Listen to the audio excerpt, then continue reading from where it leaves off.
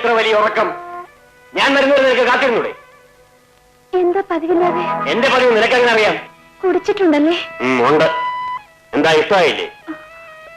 ഇത് നിർത്തിക്കൂടെ? എന്തിന്? എനിക്കിതുവരെ നിർത്താൻ തോന്നിയിട്ടില്ല, നിർത്തുകയുമില്ല. നിന്റെ മറ്റവൻ കുടിക്കുമായിരുന്നോടി? ആര്? നിന്റെ ആദ്യത്തെ നായര്, ആ കോളേജ് വാദ്യാര്. ഇല്ല. എന്നാൽ ഞാൻ കുടിക്കും. എന്തിനാണെന്നറിയാമോ? കുടിക്കാതെ നിന്റെ അടുത്ത് വരാൻ എനിക്ക് അറപ്പായതുകൊണ്ട്. സുബോധത്തോടുകൂടി എച്ചിൽ നിന്നാൻ എനിക്ക് കഴിയില്ല. എല്ലാം അറിഞ്ഞുകൊണ്ടല്ലേ? ആ, എല്ലാം അറിഞ്ഞുകൊണ്ട് തന്നെ. എടീ, പട്ടാളക്കാരൻ മാധവൻ നായർ നിനക്കൊന്ന് വലിയ പുച്ഛമായിരുന്നില്ലേ?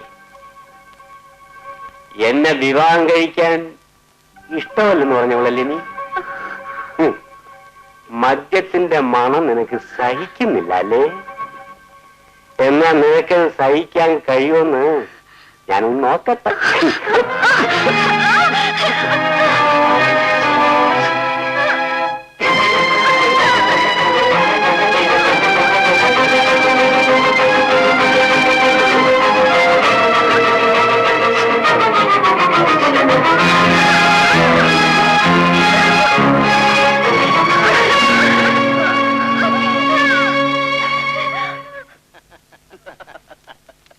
അങ്ങനെ അവള് രക്ഷപ്പെട്ടെന്ന് പറ സാറേ.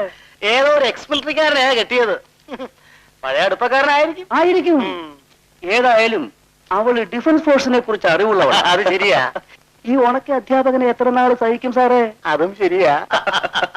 എന്നും കവാത്തി ചെയ്യുന്ന ഉറച്ച ശരീരമല്ലേ? അതെ അതെ സാറേ, ബുദ്ധിയുള്ള അധ്യാപകനേക്കാൾ ശക്തിയുള്ള പട്ടാളക്കാരനാണ് പെണ്ണുങ്ങൾക്ക് താല്പര്യം. പ്രകാശൻ സാറിനെന്താ ഒരു പ്രകാശമില്ലായ്മ? അല്ല, മൂഡ് ഔട്ട് ആയതുപോലെ തോന്നി, അതുകൊണ്ട് ചോദിച്ചെന്നേ ഉള്ളൂ. മൂടിന് കുഴപ്പമൊന്നുമില്ല സാറേ. കൈക്ക് ഒതുങ്ങാത്ത ചാടിപ്പോവും, അതിൽ വിഷമിച്ചിട്ടുണ്ടാ കാര്യം? ഗോകുലൻ സാർ എന്തിനാ അദ്ദേഹത്തിന്റെ പ്രൈവറ്റ് ലൈഫിൽ ഇടപെടുന്നത്? കഴിവുകേട് കൊണ്ട് ഭാര്യയെ ചാടിപ്പോകുന്നത് പ്രൈവറ്റ് കാര്യമാണോ? അങ്ങാടിപ്പാട്ടല്ലേ? പിള്ളേരെല്ലാം ഇതാ പറഞ്ഞുകൊണ്ട് നടക്കുന്നത്. മിസ്റ്റർ ഗോകുലൻ, നിങ്ങളൊരു അല്പം കൂടെ മര്യാദക്ക് സംസാരിക്കണം. എന്താ, എന്നെ മര്യാദ പഠിപ്പിക്കാൻ പോവുകയാണോ? ചിലപ്പോ പഠിപ്പിക്കേണ്ടി വരും. സ്വന്തം ഭാര്യയെ മര്യാദ പഠിപ്പിക്കാൻ ശക്തിയില്ലാത്ത താനാണോ എന്നെ മര്യാദ പഠിപ്പിക്കാൻ പോകുന്നത്? എനിക്ക് ശക്തിയുണ്ടെന്ന് തനിക്ക് കാണണോ?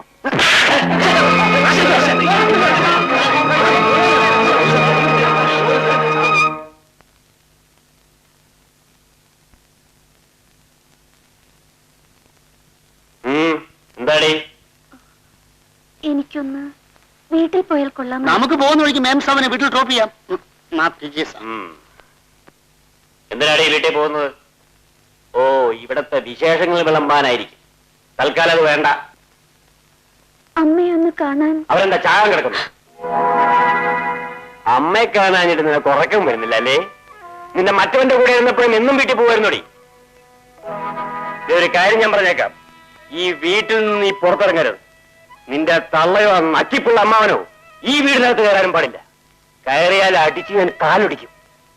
എല്ലാ ഈശ്വരാനുഗ്രഹവും നമ്മുടെ കുഞ്ഞിന്റെ ഭാഗ്യമാണ്. ഇപ്പോഴെങ്കിലും നീ അത് സമ്മതിച്ചല്ലോ സരസ്വതി. ഇത് എന്നേ തോന്നേണ്ടതായിരുന്നു.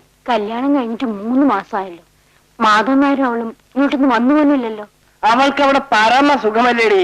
ഒരു പക്ഷെ നമ്മളെ തന്നെ അവള് മറന്നു കാണും. എന്നാലും ചേട്ടാ. ശരി, നീ വിഷമിക്കണ്ട. നാളെ തന്നെ ഞാനൊന്ന് പോയി കളയാം. അമ്മ അവിടെ ഒറ്റയ്ക്കല്ലേ ഉള്ളൂ. ഇപ്പൊ ഇറങ്ങിയ അമ്മാവന് ബസ് കിട്ടും. ബസ് ഇനിയും വരുമടി. അതല്ലെങ്കിൽ അവൻ എന്നെ കാറിൽ കൊണ്ടുവന്ന് വിടും. ഇവിടെ വരെ വന്നിട്ട് കാണാതെ പോയാൽ മാധവൻകുട്ടിക്ക് എന്ത് തോന്നും? ഒന്നും തോന്നുകയില്ല. അങ്ങേര് വരുമ്പോ താമസിക്കും. ഇനി വരുമ്പോ കാണാം. അതൊന്നും സാരമില്ല മോളെ. എന്തായാലും ഇവിടെ വരാതിരിക്കില്ലല്ലോ. അമ്മാവൻ താമസിച്ച അമ്മ വിഷമിക്കില്ലേ? ഏയ്, ഞാൻ ഇത്തിരി വൈകുമെന്ന് പറഞ്ഞാ പോന്നത്. നീ ഏതായാലും ചോറ് വേണം. അത് വിശേഷിച്ച് കറിയൊന്നും ഇല്ലെന്നായിരിക്കും. നിന്റെ കൈകൊണ്ട് അരച്ച ഉപ്പും മുളകും ആണെങ്കിലും അമ്മ അവന് പഞ്ചാമൃതമാണ്. നീ വേഗം പോയി ചോറ് വിളമ്പ്. എനിക്ക് വല്ലാതെ വിശക്കുന്നു. ചെല്ലു മോളെ.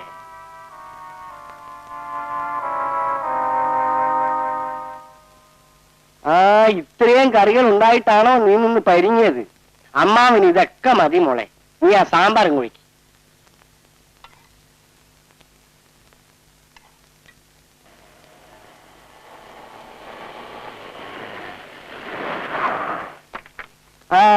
മാധവൻകുട്ടിയല്ലേ വന്നത്? ഞാൻ ഒറ്റയ്ക്കിരുന്നതിന് ഇപ്പൊ അവൻ പിണങ്ങും. അല്ലെങ്കിൽ നീ കണ്ടോ. മാധവൻകുട്ടിയെ, ഇവിടെ ഒരു വിരുന്നുകാരൻ ഇരിപ്പുണ്ട്. അങ്കിൾ സാർ എപ്പോഴെത്തി? ഞാൻ വന്നിട്ട് കുറച്ചു നേരമായി. അല്ല, സാധനം കൊണ്ടുവരുമെന്ന് എനിക്കറിയാം. പക്ഷേ എനിക്ക് വല്ലാതെ വിശന്നു പോയി. അത് സാരമില്ല, നീ ഇങ്ങോട്ട് ഒഴിക്ക്. ദാസപ്പ, ഞാനും മാധവൻകുട്ടിയും കൂടി ഇതുപോലെ കൂടിയിട്ട് എത്ര നാളായി? കല്യാണ നിശ്ചയത്തിന്റെ അന്നായിരുന്നു. അപ്പൊ നിനക്ക് നല്ല ഓർമ്മ ഉണ്ട്. വെള്ളം കുറച്ചൊഴിയടാ.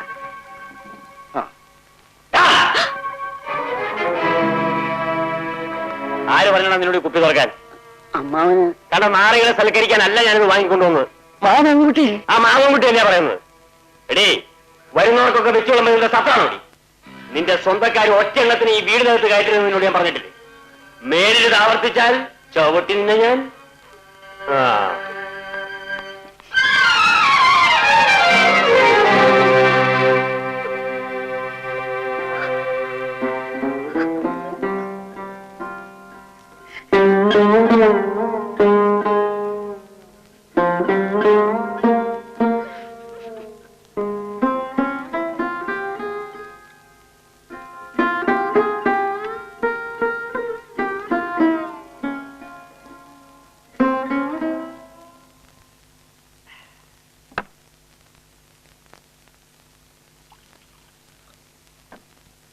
എന്താടേ?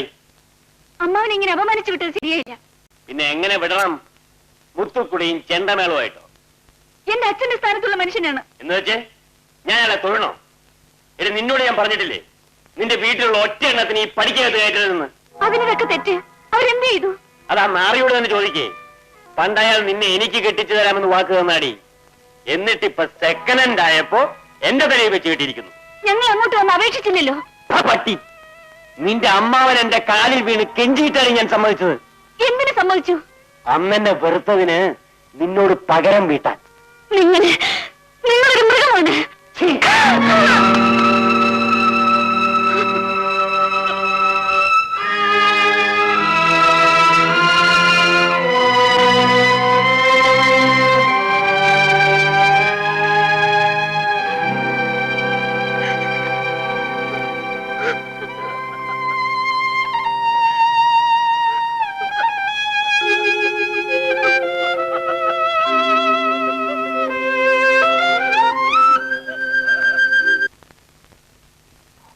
സരസ്വതി, സരസ്വതി, കുടിക്കാൻ അല്പം വെള്ളം കൊണ്ടുപോവാ.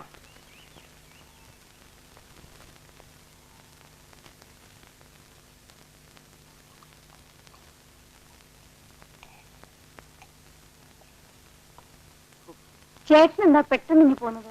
നല്ല ശിക്ഷയായിപ്പോയി. എന്നെ ഇന്ന് വിടത്തേയില്ലെന്ന് അവനൊരു പിടിവാശി. സുജാതയ്ക്ക് വിശേഷം വല്ലതും ഉണ്ടോ ഏട്ടാ? ഏയ്, അവൾക്കെന്ത് വിശേഷം? പരമസുഖമല്ലേ. മാധവൻകുട്ടിയോ? മാധവൻകുട്ടിയും അങ്ങനെ തന്നെ ഇരിക്കുന്നു. ചേട്ടൻ എന്താ വല്ലാതെ ക്ഷീണിച്ചിരിക്കുന്നത്?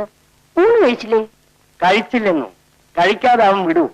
പിന്നെ ബസ് സമരം ആയതുകൊണ്ട് ഞാൻ നടന്നിങ്ങ് പോന്നു. നീ ഒരു ഗ്ലാസ് വെള്ളവും കൂടി ഇങ്ങെടുക്ക്. എന്റെ ഭഗവാനെ.